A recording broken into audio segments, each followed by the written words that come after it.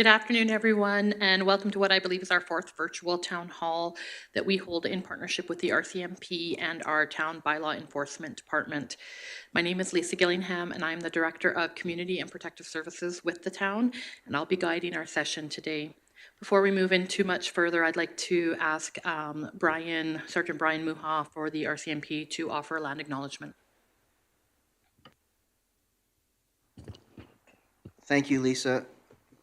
I'd like to say that we acknowledge Treaty 7 territory, the traditional and ancestral territory of the Blackfoot Confederacy, Kainai, Piikani, Siksika, as well as Tsuut'ina Nation and Stoney Nakoda First Nation. We acknowledge that this territory is home to the Métis Nation of Alberta, Region 3, within the historical Northwest Métis homeland. We acknowledge the many First Nations, Métis, and Inuit who have lived in and cared for these lands for generations. We are grateful for the traditional knowledge keepers and elders who are still with us today and those who have gone before us. We make this acknowledgement as an act of reconciliation and gratitude to those whose territory we reside on or are visiting. Thank you. Thank you, Sergeant Muha. The purpose of our virtual town halls are to be able to share information regarding current goals and action items that each of us are currently focusing on within our authorities as the RCMP and the municipality. To begin today's session, I would first like to welcome and introduce the Town of Fort Macleod's new CAO, Anthony Burdett. He's just going to share a couple of words and give a little update on himself to us today. Anthony? Thank you, Lisa. As Lisa said, I'm quite new to this position, and this is my first virtual town hall with the meeting with the RCMP and with the members here, and I'm really excited to be working here with the town of Fort Macleod. And we're very hopeful that with some of the easing restrictions and possible ability to meet in person more regularly, that we can get our task force meetings scheduled more regularly to really work towards our priority in maintaining and developing safe communities and working to keep Fort Macleod a safe and wonderful place to live and grow. And so hopefully going forward, we will get those meetings scheduled regularly on a somewhat quarterly basis to ensure that that work continues. That's all I have, Lisa. Thanks. As we move on, I will just ask for a roundtable introduction of everybody to self-introduce and perhaps give a little bit of a description of who they are and what their role is. Hi, my name is Wes. I'm the bylaw officer with the town of Fort Macleod. My main function is unsightly properties, animal control, and traffic bylaw traffic complaints. And I think we can just kind of move down the line to Sergeant Muha right off the hop, since I think Anthony and I have both said our piece. Thank you. Sure. So my name is Brian Muha. I hold the rank of sergeant within the RCMP. I'm the detachment commander for the Fort Macleod area, and my job is to manage the operations and administration of our detachment here. My name is Staff Sergeant Tim Kelly. I'm with the Southern Alberta District, and my role within SAD is a district advisory NCO. So basically what my job is to try and help Brian whenever he needs it. If he needs something that we can provide, then I try and provide that for him. I have 8 different detachments under my purview, and I've only been in with district for about 2 months, so I'm just learning the role as well.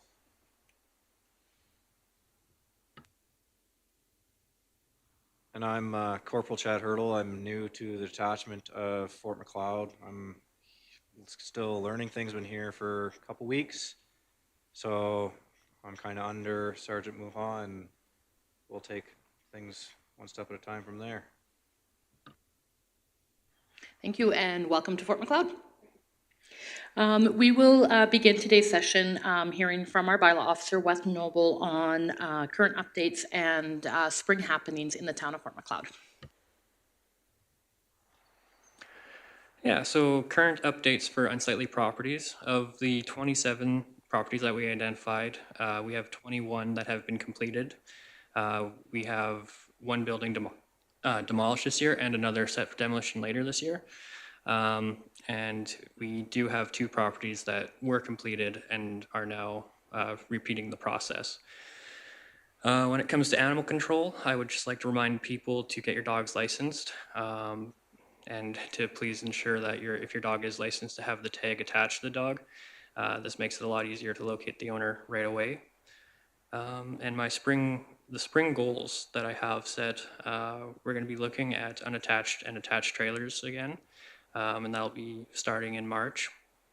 And we're going to continue to monitor the unsightly properties. And I would also like to remind people that when it comes to complaints, that we do have complaint forms at the town office. You can also provide a complaint through email at west.noble@fortmacleod.com. And I do require your full name and contact info if you do provide it that way. And yeah, that's everything. So thank you. Thank you, Wes. We'll ask Sergeant Brian Muha to speak to his concerns and issues now. Thank you. So Miranda, if you could put up that presentation for me. Excellent. And we can go. So thank you again for everybody who's attending the community town hall. This is an opportunity for us to reach out to the community and have the community provide feedback as to how they think things should be managed from a policing aspect. And again, thank you for the town of Fort Macleod for joining us with this as a cooperative venture. If we can go to the next slide. So just to update our membership at the detachment, of course, myself there on the first line, Sergeant Brian Muha and the detachment commander. We have Corporal Paul Bedard and Corporal Chad Hurdle, who are both our operations supervisors. And we have 6 constables currently, although one is transferring away. That's Constable Troy Haystack, and he should be transferred as of April 1. So, but that leaves us with some pretty good members here. Constable Ben Stubby, Constable Amanda Gruette, Constable Liam Tidd, Constable Amanda Crawford, and Constable Chris Choi. Of course, we also have the backbone of the detachment with our public servants, Lori Peltier and Tanis Skripnik. And I just reintroduce Staff Sergeant Tim Kelly out of Airdrie, which is our district office. So that's our detachment makeup right at this time. The next slide here is just a simple crime gauge, and it's really based off of our high interest types of files that we've had, types of investigations and statistics. But essentially, there's a slight rise in persons crime from January of last year to January of this year. We've had 5 more incidents, which really hasn't changed a lot, considering the numbers that we would have. Our property crimes is the middle arrow, which points down, a reduction of 51%. Now, we're not exactly sure how we attribute that to that big of a decline, but essentially we can say that there's certainly been a reduction. It doesn't mean that we're out of the woods by any means here, because we are probably always going to have these issues within the town of Fort Macleod. Other criminal codes went up. That can be anything from harassing phone calls to frauds, any other types of crimes that are not necessarily related to persons crimes. So total criminal offense code offenses is a decrease of 23%. Again, how do we attribute that? You know, you would like to think it's with the good work of the detachment along with the community, but it's hard to really to judge that. And then select property crimes, so specific property crimes that we've had issues with. On the bottom side of that chart, the break and enters, we've had 7 fewer incidents. The theft of motor vehicles, we've had 4 fewer incidents. And theft under $5,000, we've had 9 fewer incidents. So statistics are trending downwards, but again, I just want to let everybody know that that doesn't really indicate that we are out of the woods by any means. So we'll go to the next one there, Miranda, thank you. Well, this brings me up to our annual performance plan, which is essentially a priority setting initiative for the detachment and for policing or law enforcement in town. So we are always working to improve our accountability and transparency with the community. And so we have town hall meetings such as this so that we can have that feedback and we can have discussions with people from the public. not necessarily with just our governments or with our special interest groups. It's actually trying to reach out to the public. So it provides a forum for members of the public to engage with us, ask questions of our local RCMP and of me as the detachment commander. And our communities must have a voice. You guys provide increasingly valuable information to us with respect to how our community is and how policing and law enforcement should be functioning within the community. So our plan last year, and our plan runs from April to March, so it's a fiscal year, April to March. Our plan, our priorities were enhanced community engagements. So these town hall meetings are a huge priority for our CO, our commanding officer of K Division. Town hall meetings are very important, and again, we're holding one today for that reason. But in addition to that, we also do regularly speak with our local governments through town council meetings or through the MD meetings with the Rcmp Council. We have a crime prevention advisory committee. We have Citizens on Patrol. We have Rural Crime Watch, as well as our task force, which we're going to reinvigorate here. So, other priorities that we had last year were for crime reduction, specifically reduce property-related crimes for break and enter and theft. By the chart that I showed earlier, it looks like that we're being somewhat successful, and we'll probably continue those priorities. Offender management program, which is essentially an offender who has been released from the courts on various conditions. One condition that I can think of off the top would be curfew conditions or no contact conditions. We are trying to monitor those people proactively to ensure that they're not repeating over and over and over again. And then we had the Rcmp Tip of the Month, which was sort of a way of trying to bring out crime reduction activities that were educational in nature, so frauds, any sort of traffic-related items that we want to discuss, the impaired driving laws that are now in place, and so forth. And again, I want to thank the Gazette newspaper for really pushing that on our behalf as well, because they've taken the media releases from K Division and put them right into the newspaper, and it's helped us with this initiative a lot. And then enhancing road safety. Road safety is probably one that will never disappear from our priorities, but traffic enforcement and check stops for impaired drivers was a priority last year. So that leads me to opening up sort of a dialogue with the public and with anybody who's interested as to what should be our policing priorities for 2022. Now, I put a list on there of things that we've dealt with in the past, but also things that I feel, or that we feel at the detachment could be priorities for us. And they include property crimes, theft, break and enter. That's an issue that's ongoing. Drug enforcement and education. We have definitely have a drug issue within Alberta generally, but specifically within Fort Macleod, relates to opioids and methamphetamine use. And then education on top of that. Frauds, which I'll be doing a fraud presentation here at the back end of my discussion today.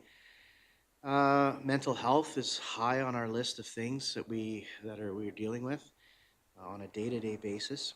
Family and domestic violence, that is also high on our list of priorities for the detachment. Of course, traffic safety.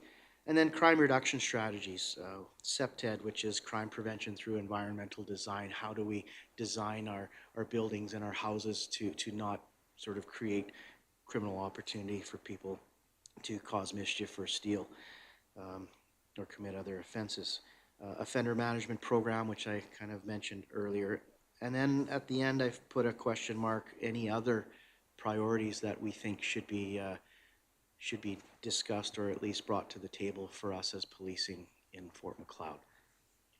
So I'm going to leave that open now. Maybe we'll have some people answering the question, but at this time we'd like to invite the public here or online to present questions, concerns, or ideas for policing priorities. And we'll continue to monitor the YouTube live feed should there be any items for discussion brought up at a later date, because this can be rewatched and people can add comments at any time. And Miranda, you'll control that for us, right? So yeah, thank you very much. My next step will be to go into my presentation for frauds, but I'm just going to give it a minute here or so.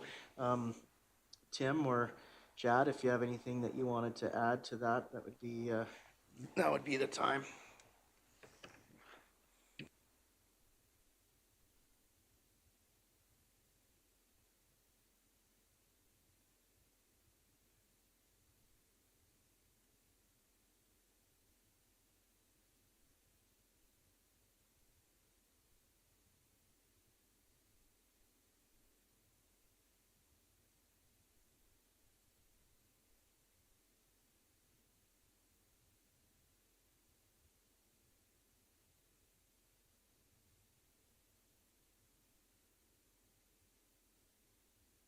I'll maybe just a quick blurb from district. Like from a district point of view, we run all of the, or not run all the detachments, but we're kind of overview of all the detachments in southern Alberta, and we are very interested in what each community has to say about their own community's policing, and it's very important to get that voice from the community and the people listening in on this meeting as well as others. We always want to hear from the people that we police and the people that we work with on a day-to-day basis. And without your voice, we can't properly plan for our future. And so if you have any views at all, please share them with us, for sure.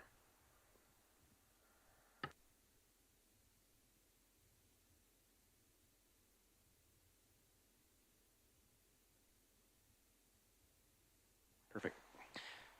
All right, so we'll continue on now. I have a presentation with respect to fraud and scams that we have actually seen here at the detachment.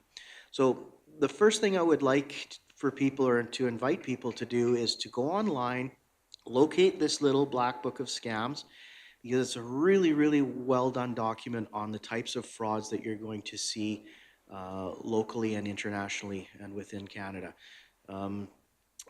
It's important. So what I've done is I've drawn some types of frauds into this presentation, not all of them, because some of them we don't necessarily see at the detachment policing level, but the ones that I have chosen are definitely ones that we've actually had investigations on. Let's talk about these and get that information out. So the next slide here is Fighting Fraud 101. As we know, you guys work hard for your money. Everybody works hard for your money. You want to spend it on things that matter to you. So we know this. Know that fraudsters are real. Okay? They are out there and they will exploit you in any way that they can. They're a target. You are a target for people that are trying to defraud you from your money. So learn to fight fraud by reporting it, first of all, to us at the detachment level, and educating yourself to the different types of frauds there are. So again, if you can go to the next slide, but I suggest if you can go find this document online, it's pretty easy to find. Have it there, read through it, understand it. If you have elders in your family, try and talk to them about it, because elders seem to be a real high victimized group of people that we want to help. So the first one I picked is identity theft. Scammers are always on the lookout to collect or reproduce your personal information. There's many, many reasons for this. They use techniques that range from unsophisticated to very sophisticated ones, where they're stealing your information online, or they're phoning you or contacting you and trying to get this information from you over the phone or through computer dialogue or emails. They look for credit card information, bank account details, your full name and signature, your date of birth, social insurance number, addresses, mother's maiden name, which is often a common password that you use. So Be aware of this, and identity theft is a serious crime. Sometimes it's very difficult to investigate because we have a difficult time identifying who the person is on the other end. It's not just a, you know, Joe Smith at yahoo.com. Joe Smith is usually it's a complete alias, somebody you don't really know. So tips to protect yourself on this fraud is never provide your personal information over the phone, via text message, email, or the internet. Avoid public computers or Wi-Fi hotspots if you can. Create strong and unique passwords. Use a secure and reputable payment service when buying online. Avoid giving out personal information on social media. Always shield your PIN when using your bank card or your credit cards. And shred and destroy documents that have personal information. What are the next? Romance scams. So romance scams are ones where you get duped into some sort of a relationship online. You really, when we've had this happen locally, you meet somebody online, you get involved emotionally, and you've never met this person. Suddenly, they start asking for money. Potentially, you wire money to them. Then they continue to try and scam you as much as they can until such time as you end up figuring it out. This one is a tough one to deal with for us. Usually it's people that are not in country, they're out of country, and it's a difficult one. So if you've never met somebody online and you're kind of thinking this is not on the up and up, but you're emotionally, you got your heartstrings pulling, you got to really be careful. It's kind of one of those, if it's too good to be true situations, it's probably not true. So again, tips to protect yourself on this. Never send money or give financial details on a dating site. Trust your instincts, ask questions, and carefully read the terms and conditions before signing up. Know which services are free, which ones cost money. Make sure you only use legitimate and reputable dating sites. And remember that it's very unlikely that someone will declare their undying love to anyone after only a few letters, emails, phone calls, or pictures. Okay. Next one, tax scams. This is probably one of the most common. Those calls from CRA are just ridiculous. They're annoying. They'll call you and tell you that you have a warrant for your arrest, and that if you don't send them money by way of some sort of cards or wire transfer, that they're going to send the police after you. So know this, that CRA will never use aggressive or threatening language. Okay? Generally, those phone calls that you receive from the fake CRA people, they use aggressive and threatening language. And so if you're not familiar with that process, you tend to get caught up in the hype of the way they're talking, and you're trying to figure out whether or not you missed, your tax issues for the last 3 years or something. CRA will never threaten you with arrest or send the police. They will never ask payments via prepaid credit cards or gift cards such as iTunes, Home Depot, etc. They will never collect or distribute payments through Interact or e-transfer. They never use text messages to communicate under any circumstances. So if you're getting emails from the CRA or phone calls, they will never ask for your financial information. They'll never provide financial information. And the CRA's accepted payment methods are online banking, debit card, or pre-authorized debit. So again, if you think that you owe the CRA and you're getting those phone calls, do not be duped by that. That's probably the most common fraud that we have. Door-to-door scams. So I kept a couple out, so if we could go to the next one there. So door-to-door scams, knock, knock, who's there? It's a scammer. We've had those locally. We've had pavers come into town with reduced quality pavement. And then victims pay the full price for this pavement, and it's really just poor quality pavement that they've laid down. and it's somebody who's managed to get a hold of scraps of pavement or blacktop, right? So again, if people come door to door, don't feel pressured to make a quick decision. You haven't initiated this, they have.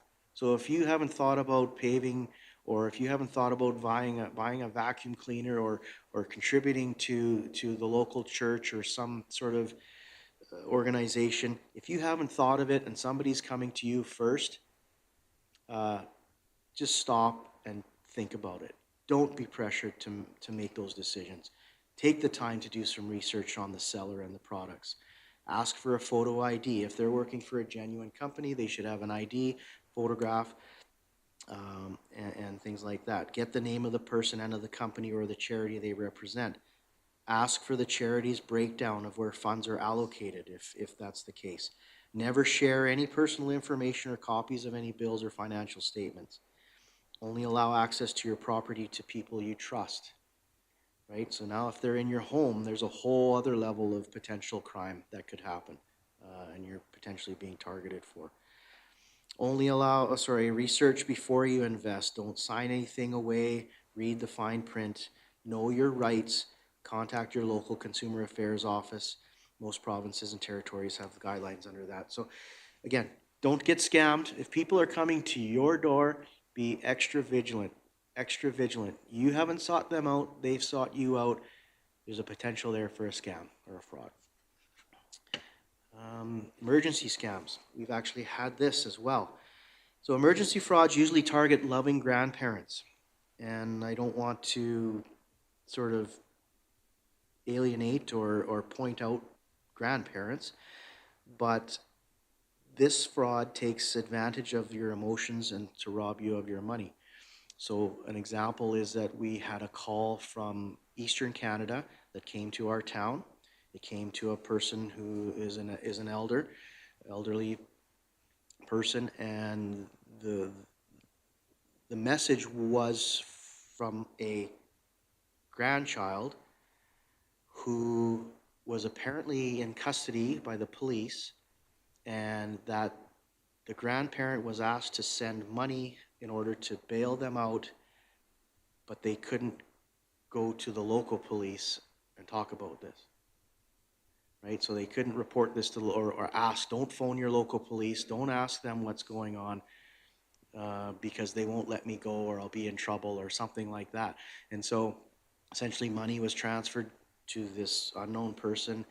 Only later, after the event happened, the money was transferred. Only after did we come to find out that the grandchild was not even in Eastern Canada, and that they had never left Alberta, and the whole thing was just a scam.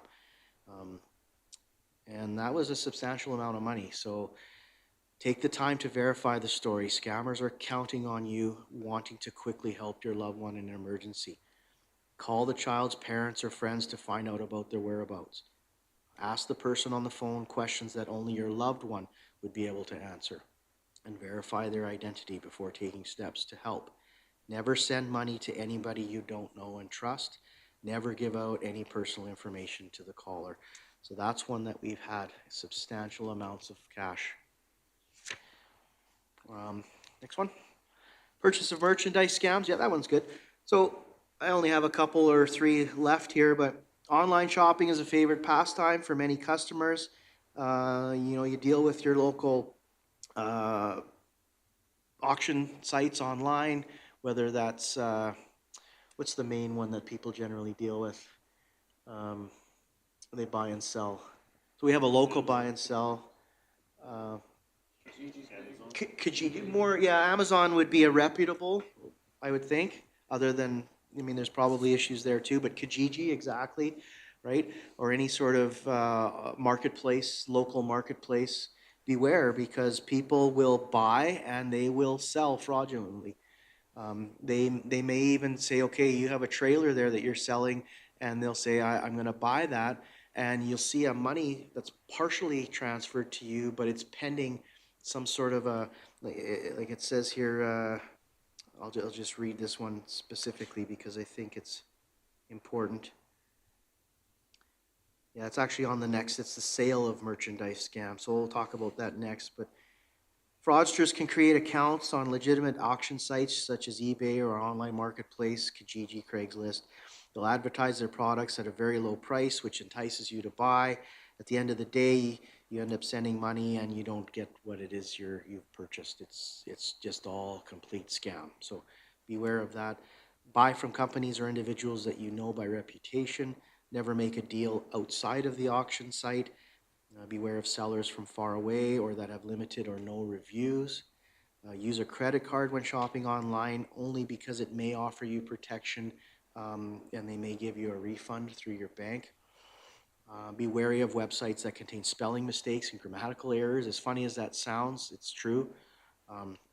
Email addresses and fraudulent emails, it'll be like a12654@yahoo.com, but it won't, and it'll be like, yes, we're calling from, you know, whatever company it is, but it's a totally illegitimate email address.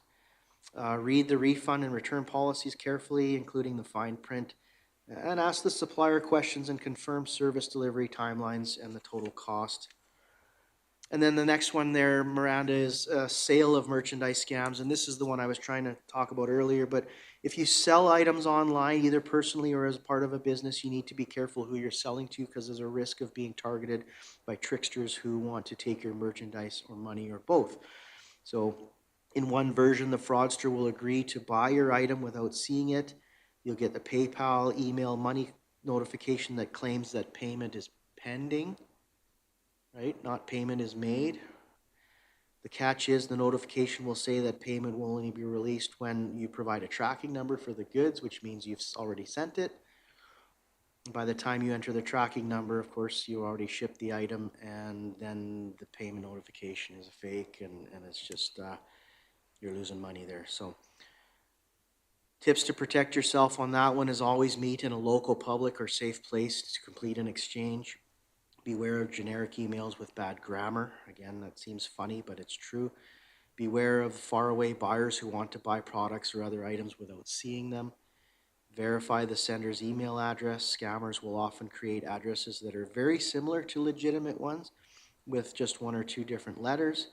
And never send money to get money, right? So they'll ask you if we inadvertently sent you $5,000, but if you could just send us $3,000 of that back, then we'll be good. And then suddenly you send them $3,000 of actual money out of your account, and the rest of the $2,000 just disappears into the fog, and so now you're out $3,000, right? So again, so that's the end of the examples that I had, and again, those are examples that have happened in our community. So this is not something that just won't happen to you. It does. So be wary. Learn to recognize the signs that something is amiss. Wire transfers. Many scams involve request of wire money electronically using a money transfer service. Remember that sending a transfer through these services is like sending cash. Once the amount is picked up, it's almost impossible to get your money back. From an investigational standpoint, it's almost impossible to identify anybody at the other end. And it's, you know, if they're out of country, then it's very, very difficult. Overpayment. When you're selling something, especially online, be wary of how you get paid. A fraudster might send you a counterfeit cashier's or personal corporate check in the amount of excess of what they owe. This is kind of what I just mentioned. You'll be asked to deposit the check and wire the excess funds immediately back to them. So they'll say, oh, sorry, we sent you $5,000, but this was only $3,000, so can you send us $3,000? And then that check will bounce, right? Spelling mistakes. Be skeptical of emails, messages, or websites that contain misspelled common words, grammar errors that make it difficult to read, or expressions that are used incorrectly. Email and web addresses should also be examined closely to see if there are subtle mistakes or differences. Personal information requests. Fraudsters may ask potential victims to provide more personal or financial information than is required. Be suspicious if someone asks for copies of your passport, your driver's license, and your social insurance number, birth date, especially if you don't know who's calling. Okay? Unsolicited calls, you might get calls from somewhere claiming that you have a virus on your computer. This is a big one too. We get this one almost monthly at home. Or that you owe taxes, or there's been fraudulent activity in your bank accounts. Be wary of those and do not fall into phoning them back and then suddenly you're giving them all kinds of personal information over the phone. Hang up, call if it's the bank, CIBC phoning you or some other banking institution, hang up, phone them back and ask them directly if they're the ones who called. That's the best way to deal with that. Unsolicited friend requests on social media. I've seen this a lot where Facebook accounts get hacked and then suddenly you're getting a message that's not actually from the person you know. It's from somebody else who hacked their site. And then suddenly you're getting messages like out of the blue, like somebody, like if I have a Facebook account and I haven't talked to somebody for 10 years, it'll be suddenly out of the blue, hey Brian, how you doing? And I'll be like, oh, this is kind of weird, right? And so and then you get into a conversation and then they start talking about pyramid schemes and frauds and all kinds of stuff. And anyway, just red flags, be aware of those. Astounding mail offers. If you receive a game card in the mail and it guarantees you will have already won, the prizes may range from cars to trips. If you have not entered a contest, throw that card away. It's probably a fraud. But if you're interested, I guess, then look into it, but at least do your due diligence. Look into that. And then it's just too good to be true. Everybody loves a great deal, but shocking offers, unbelievable discounts, unreal rates may signal that the offer isn't quite what it seems. Cheap prices usually equal cheap products or counterfeit goods. So if it's too good to be true, as the old adage says, then it usually is too good to be true. And then we'll go on to the last page. Again, reporting a scam. So whether you've been scammed targeted by a fraudster, you should always report it. Canadian authorities may not always be able to take action against the scams, but there are ways that you can help. So you report them to the Canadian Anti-Fraud Centre or the Competition Bureau or to your local detachment. Okay? Local scams, yeah, contact the Rcmp in town. Banking scams, contact your bank or financial institution. Spam emails and text messages, contact the Spam Reporting Center. And financial and investment scams, contact the Canadian Securities Administrator, as well as your local Rcmp. Police.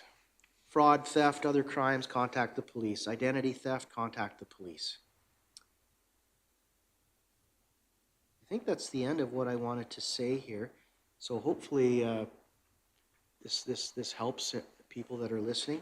Again, if you have the time, go and find this document and read through it. If you have loved ones that you think could be potentially victimized by any sorts of frauds, review this with them. Let them know ahead of time that these calls that come in and they're clearly to me a fraud because I've seen it, but to them it might not be. You know, that's how we want to help here. So that's the end of my presentation, and thank you very much. Thank you, Sergeant Muha. I think the town can actually post on our social media and on our webpage the link to the Little Black Book of fraud and scams and make that readily available to anybody who's interested in that. And then to also share some of those slides that you highlighted today, we can post that on our social media and get the word out there. Thank you to all of our panel members for being here today, and I'd just like to offer one more opportunity if there's anything else that you'd like to share or add before we end today's session. If we're all good, thank you everybody for tuning in, and we will see you next time. Thanks again.